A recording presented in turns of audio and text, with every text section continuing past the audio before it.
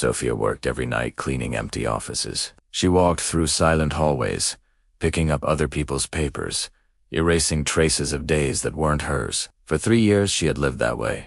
No vacations, no breaks, always the same routine. But every night, before going to sleep, she wrote a letter to her son, who lived with his grandmother in another country. In those letters, she told him stories she invented, that she had found a good job, that she would visit him soon, that everything was fine.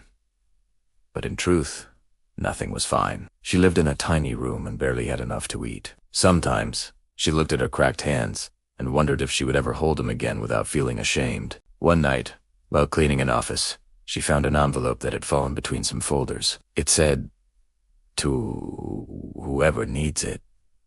Inside, there was a small note and 50 euros. The note read, "Remember, nothing you do goes unnoticed. Life always gives back what you put out, even if it takes time."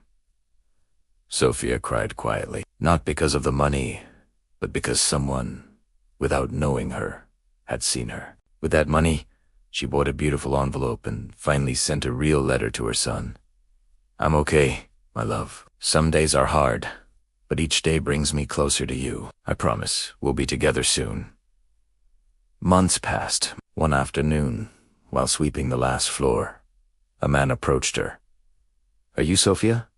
he asked. She nodded, nervous. "I read one of your letters. It was meant for your son, but it arrived at our company by mistake.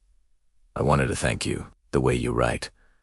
It touched my heart." That man was the owner of the building. He offered her a stable job, better pay, and hours that allowed her to save money to bring her son home. 2 years later, Sophia and her son walked hand in hand through the park. He looked up and asked, "Mom, why do you always carry that old letter in your bag?" She smiled and said softly, "Because it reminds me that even when no one seems to see us, love always finds its way."